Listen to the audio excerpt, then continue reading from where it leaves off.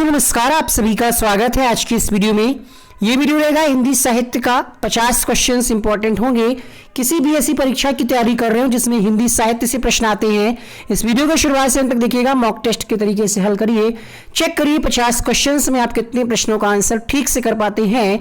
साथ ही साथ सारे क्वेश्चंस का क्विक रिवीजन भी हम आपको कराएंगे, तो वीडियो में बने रहे अंत तक। चैनल पर न्यू आए सब्सक्राइब करके बेल आइकन को ऑन करें ताकि हर एजुकेशनल वीडियोस का नोटिफिकेशन आप तक सबसे पहले पहुंचे। साथ ही साथ आप हमारे टेलीग्राम ग्रुप से जुड़ जाइएगा ताकि आपको सारी क्लासेस के लिंक, पीडीएफ और डेली करंट अफेयर्स मिल सके। शुरू करते हैं क्वेश्चन नंबर 1 से। पहला प्रश्न है आपके सामने, कोमल कल्पनाओं का कवि किसे कहा जाता है? भारतेंदु, सुमित्रानंदन पंत, जयशंकर प्रसाद या फिर doctor Ram Kumar Verma? Question number 1 सही जवाब होगा कोमल कल्पनाओं का कवि कहा जाता है सुमित्रानंदन पंत को। बी ऑप्शन करेक्ट होगा। साथ ही साथ आप जानते ही होंगे, ये भी प्रश्न एक दो बार पूछा गया है कि प्रकृति का सुकुमार कवि किसको कहा जाता है? सुमित्रानंदन पंत जी को कहा जाता है। दूसरा प्रश्न आपके सामने, रामायण के रचयिता कौन है? बहुत ज्यादा संख्या में इस प्रश्न का आंसर लोग गलत करते हैं, कंफ्यूजन बन जाता है जब प्रश्न आता है ये वाला। ध्यान रखिएगा, रामायण के रचयिता हैं वाल्मीकि या वाल्मीकि शुद्ध रूप में लिखा जाता है, और रामचरितमानस तुलसीदास जी के द्वारा लिखी गई। इस प्रश्न का जो अभीष्ट उत्तर होगा वो होगा डी। लोकायतन में किसकी रचनाएं संग्रहित हैं? जयशंकर प्रसाद, महादेवी वर्मा, सुमित्रानंदन पंत या फिर सोहनलाल द्विवेदी? प्रश्न संख्या 3, लोकायतन में किसकी रचनाएं संग्रहित हैं? उत्तर होगा सुमित्रानंदन पंत जी की, अर्थात इस प्रश्न का सी ऑप्शन सही होगा। पृथ्वीराज रासो के रचयिता कौन है? चंद्रवरदाई, जगनिक, नरपति नाल, प्रताप नारायण मिश्र?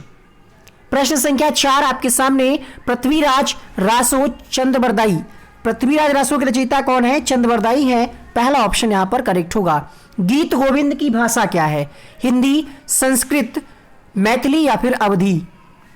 प्रश्न संख्या 5, संस्कृत भाषा में लिखा गया है गीत गोविंद, बी ऑप्शन सही होगा।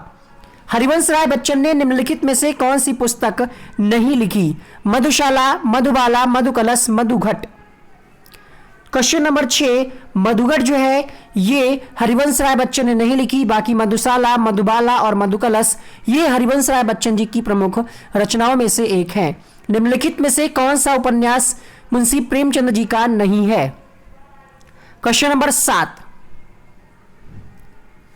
ऑप्शन में है गबन, कर्मभूमि, रंगभूमि, आग का दरिया। आग का दरिया जो है ये उपन्यास मुंशी प्रेमचंद जी का नहीं है किसका? फिर ये भी आपको, आग का दरिया जो है ये उर्दू भाषा का उपन्यास है और इसको कुरतुलैन हैदर रहली इन्होंने लिखा था, ध्यान रखिएगा। प्रश्न संख्या 8, खड़ी बोली को परिमार्जित और व्याकरणबद्ध करने में किसका योगदान है? प्रश्न संख्या 8, भारतेंदु हरिश्चंद्र जी, बालकृष्ण भट्ट, रामचंद्र शुक्ल या फिर महावीर प्रसाद द्विवेदी? क्वेश्चन नंबर 8 उत्तर होगा महावीर प्रसाद द्विवेदी जी का योगदान है खड़ी बोली को परिमार्जित और व्याकरणबद्ध करने में। क्वेश्चन नंबर 9 देखिएगा, परहित सरिस धर्म नहीं भाई, ये पंक्तियां कहां से ली गई हैं? पद्मावत, रामचरितमानस, भारत भारती, रामायण? क्वेश्चन नंबर 9 देखिएगा, उत्तर होगा यहां पर रामचरितमानस। अगला प्रश्न देखिए, प्रश्न संख्या 10, कठिन काव्य का प्रेत किसे कहा गया है? मुक्तिबोध, पद्माकर, केशवदास या फिर भूषण? केशवदास जी को कठिन काव्य का प्रेत कहा गया है। क्वेश्चन नंबर 11, अबला जीवन हाय तुम्हारी यही कहानी, आंचल में है दूध और आंखों में पानी, ये पंक्तियां किसकी हैं? प्रश्न संख्या 11, ये पंक्तियां हैं मैथिली शरण गुप्त जी की। आवारा मसीहा जीवनी किसके जीवन पर आधारित है? गांधी जी, मुंशी प्रेमचंद, शरत चंद्र चट्टोपाध्याय या फिर विवेकानंद? शरत चंद्र जी के जीवनी पर आधारित है आवारा मसीहा जीवनी। यह है किसकी? प्रसिद्ध बांग्ला लेखक शरत चंद्र चट्टोपाध्याय की जीवनी है। ये विष्णु प्रभाकर द्वारा रचित है, बांग्ला लेखक हैं ये शरत चंद्र चट्टोपाध्याय, उनकी जीवनी है। अगला प्रश्न देखिएगा, सरस्वती पत्रिका कहां से प्रकाशित होती थी? इलाहाबाद, लखनऊ, बनारस या फिर कलकत्ता? प्रश्न संख्या 13 उत्तर होगा यहां पर इलाहाबाद के साथ, ऑप्शन नंबर ए के साथ जाएंगे। ठीक है, तो इसका प्रकाशन सबसे पहले इलाहाबाद, जिसका वर्तमान में नाम क्या है, प्रयागराज से इसका प्रकाशन हुआ 1900 में। 32 पृष्ठ की पत्रिका थी। प्रश्न पूछा जाता है कि ये किस आकार की थी? क्राउन आकार की। इसका मूल्य उस समय 4 आना था। शुरुआत में इसके संपादक हुए महावीर प्रसाद द्विवेदी। प्रश्न पूछा जाता है किसके संपादक कौन रहे हैं? 1920 तक ये रहे। इसके बाद इसका प्रकाशन पहले झांसी और फिर कानपुर से भी होने लगा था। मृगनयनी किस प्रकार का उपन्यास है? यथार्थवादी, ऐतिहासिक, आदर्शवादी या फिर मनोवैज्ञानिक? प्रश्न संख्या 14 उत्तर होगा यहां पर ऐतिहासिक। मृगनयनी जो है ये वृंदावन लाल वर्मा की प्रसिद्ध ऐतिहासिक रचना है। इसमें 15वीं शती के ग्वालियर राज्य के प्रतापी राजा मान सिंह तोमर और उनकी रानी मृगनयनी की प्रेम कथा है। अगला प्रश्न देखिएगा, झंडा ऊंचा रहे हमारा, इस गीत के रचयिता कौन है? राम प्रसाद बिस्मिल, सुमित्रानंदन पंत, शिया राम शरण गुप्त या फिर श्यामलाल गुप्त पार्षद? झंडा ऊंचा रहे हमारा श्यामलाल गुप्त पार्षद जी के द्वारा लिखा गया गीत है, गाया गया है। विज्ञान गीता किसकी रचना है? लोकमान्य तिलक, पद्माकर, केशवदास या फिर महात्मा गांधी? उत्तर होगा केशवदास जी के साथ, ऑप्शन नंबर सी। बिखरे मोती किसकी रचना है? Question number 17। बिखरे मोती जो है सुभद्रा कुमारी चौहान जी की रचना है। क्वेश्चन नंबर 18 देखिएगा, हिंदी है हम वतन, हिंदोस्ता हमारा, इस पंक्ति में जो हिंदी शब्द प्रयोग किया गया है इसका अर्थ क्या है? देशवासी, हिंदी भाषा, हिंदू या फिर देश? क्वेश्चन नंबर 18 का उत्तर होगा यहां पर देशवासी।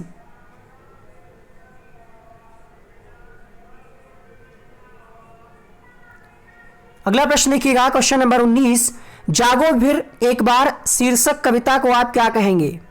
राष्ट्रीय गीत है ये, उद्बोधन गीत है, देशभक्ति का गीत है या फिर देश का गौरव गान है?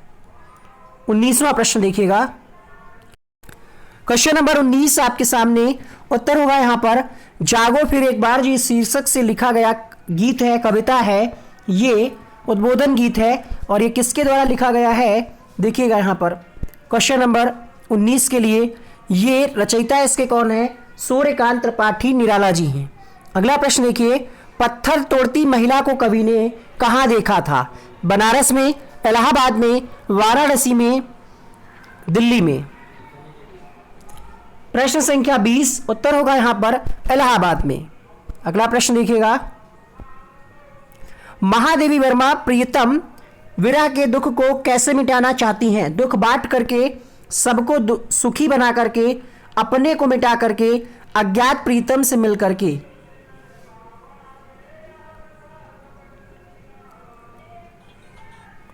प्रश्न संख्या 21 उत्तर होगा यहां पर अपने को मिटा करके। महादेवी वर्मा जी ने कुछ पंक्तियां लिखी हैं और वो विरह के दुख को मिटाना चाहती हैं, अपने आप को मिटा करके। तुलसीदास किस 22वां प्रश्न है आपके सामने, तुलसीदास किसकी रचना है? ऑप्शन में है राम प्रसाद बिस्मिल, सूर्यकांत त्रिपाठी, सिया राम शरण गुप्त या फिर सुमित्रानंदन पंत? 22वें प्रश्न के उत्तर होगा सूर्यकांत त्रिपाठी, निराला जिनको कहते हैं आप। निम्नलिखित में से कौन सी रचना गोस्वामी तुलसीदास जी की नहीं है? प्रश्न संख्या 23। गीतावली, दोहावली, साकेत या फिर विनय पत्रिका? साकेत जो है ये मैथिली शरण गुप्त जी का है, अर्थात ये गोस्वामी तुलसीदास जी की रचना नहीं है। हिंदी साहित्य के प्रसिद्ध समालोचकों में से एक नाम आपको पहचानना है। जयशंकर प्रसाद, रामविलास शर्मा, रामचंद्र शुक्ल या फिर बाबू गुलाब राय? उत्तर होगा 24वें प्रश्न का रामविलास शर्मा। ये हिंदी साहित्य के प्रसिद्ध समालोचकों में से एक थे। हिंदी साहित्य का इतिहास, इसके रचयिता कौन है? मुंशी प्रेमचंद, हजारी प्रसाद द्विवेदी, महादेवी वर्मा या फिर आचार्य रामचंद्र शुक्ल? हिंदी साहित्य का इतिहास, इसके रचयिता हैं आचार्य रामचंद्र शुक्ल जी। हरिऔध किसका उपनाम है? प्रश्न संख्या 26। हरिऔध किसका उपनाम है? अयोध्या सिंह उपाध्याय, प्रताप नारायण मिश्र, मैथिली शरण गुप्त या फिर Ram Naresh Tripathi. Question number 26। Ayodhya Singh Upadhyay, option number A यहां पर सही जवाब होगा। प्रेम सागर किसकी रचना है? सदल मिश्र, सदा शुक्लाल, राजा लक्ष्मण सिंह या फिर लल्लू लाल। प्रेम सागर लल्लू लाल की प्रसिद्ध रचना है। Question number 28। पृथ्वीराज रासो किसकी रचना है? आई थिंक प्रश्न रिपीट हुआ है। उत्तर होगा यहां पर चंद्रबरदाई। ग्राम्या की रचयिता कौन है? प्रश्न संख्या 29। सुमित्रा नंदन पंत, महादेवी वर्मा, राम कुमार वर्मा या फिर नरेंद्र शर्मा। ग्राम्या की रचयिता, उत्तर होगा 29वें प्रश्न के लिए सुमित्रा नंदन पंत जी, अर्थात ए ऑप्शन के साथ जाएंगे। Question number 30। भारत भारती किस भाषा में लिखा हुआ ग्रंथ है? Question number 30। खड़ी बोली। खड़ी बोली में लिखा है भारत भारती। मैथिली शरण गुप्त का यह प्रसिद्ध ग्रंथ है। Question number 31। उद्धव शतक किस भाषा में लिखा गया है? अवधी, ब्रज, बुंदेली, भोजपुरी। ब्रज भाषा में लिखा गया है उद्धव शतक। महावीर प्रसाद द्विवेदी द्वारा संपादित पत्रिका का नाम आपको पहचानना है। Question number 32। अभी क्लास में ही हमने आपको बताया था। क्वेश्चन नंबर 32 उत्तर होगा सरस्वती पत्रिका के संपादक थे। चलिए आगे बढ़ते हैं अगले प्रश्न के लिए। क्वेश्चन नंबर 33 देखिएगा। भारत दुर्दशा किसकी रचना है? जयशंकर प्रसाद, सेठ गोविंद दास, कार्तिक प्रसाद खत्री या फिर भारतेंदु हरिश्चंद्र। 33वां प्रश्न उत्तर होगा यहां पर भारतेंदु हरिश्चंद्र। भा से भारत दुर्दशा और भा से ही भारतेंदु हरिश्चंद्र। यशपाल पर किस विचारधारा का प्रभाव है? गांधीवाद, मार्क्सवाद, अरविंद दर्शन, आर्य समाज। यशपाल पर मार्क्सवाद विचारधारा का प्रभाव है। बी ऑप्शन करेक्ट होगा। मैं नीर भरी दुख की बदली, ये पंक्तियां किस कवित्री की हैं?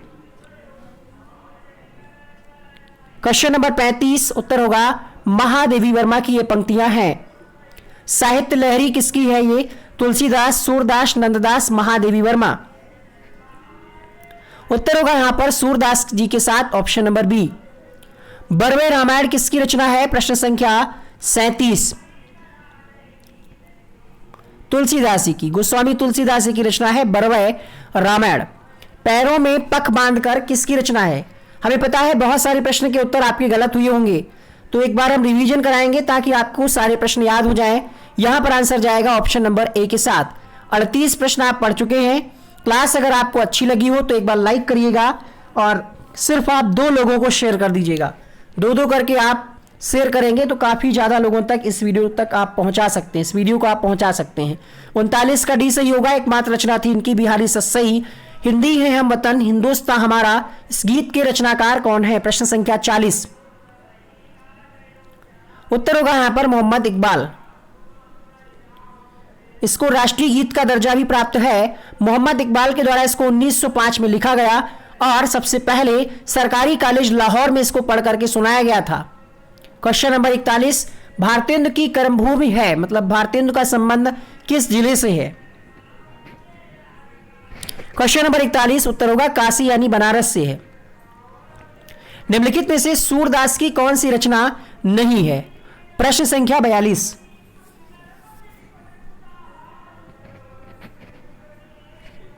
कृष्णावली जो है ये सूरदास की नहीं है। सूरसागर भी है, सूरसारावली भी है, साहित्य लहरी भी है। क्वेश्चन नंबर 43 देखिएगा। मजदूरी और प्रेम किसका निबंध है? Question number 43। सरदार पूर्ण सिंह जी का निबंध है मजदूरी और प्रेम। अंधा युग किस प्रकार की रचना है? उपन्यास है, काव्य है, नाटक है, काव्य नाटक है। प्रश्न संख्या 44 उत्तर होगा काव्य नाटक है अंधा युग। किसका है ये? तो ये धर्मवीर भारती द्वारा रचित हिंदी काव्य नाटक है। अगला प्रश्न देखिएगा। कवि कालिदास की अभिज्ञान शाकुंतलम का हिंदी अनुवाद किसने किया? प्रश्न संख्या 45। राजा लक्ष्मण सिंह, सदा सुखलाल, राजा शिव प्रसाद, गोस्वामी विठलनाथ। 45वें प्रश्न का उत्तर होगा राजा लक्ष्मण सिंह ने हिंदी अनुवाद किया अभिज्ञान शाकुंतलम का। वही मनुष्य है जो मनुष्य के लिए मरे, यह कथन किस कवि का है? उत्तर होगा यहां पर मैथिली शरण गुप्त का यह कथन है। Question number 47। सूरदास ने किससे दीक्षा प्राप्त की? सूरदास के गुरुजी का नाम माधवाचार्य, शंकराचार्य, वल्लभाचार्य, रामानुजाचार्य। क्वेश्चन नंबर 47 उत्तर होगा वल्लभाचार्य। वाल्मीकि का अवतार किस कवि को माना जाता है? 48 का आंसर होगा यहां पर तुलसीदास जी को वाल्मीकि का अवतार माना जाता है, क्योंकि इन्होंने रामचरितमानस जैसे महान ग्रंथ को लिखा। 12 ग्रंथ लिखे हैं अपने जीवन काल में। अगला प्रश्न देखिएगा, कामायनी की भाषा क्या है? कामायनी हिंदी भाषा में रचित है, लेकिन हिंदी के अंतर्गत यहां पर ऑप्शन में दे रखा है ब्रजभाषा, संस्कृत, खड़ी बोली, अवधी। ऐसी कंडीशन में आप आंसर लगाएंगे खड़ी बोली, ऑप्शन नंबर सी के साथ। छायावादी काव्यधारा के प्रमुख कवि कौन से हैं? जयशंकर प्रसाद, धर्मवीर भारती, रामविलास शर्मा या फिर भारत भूषण।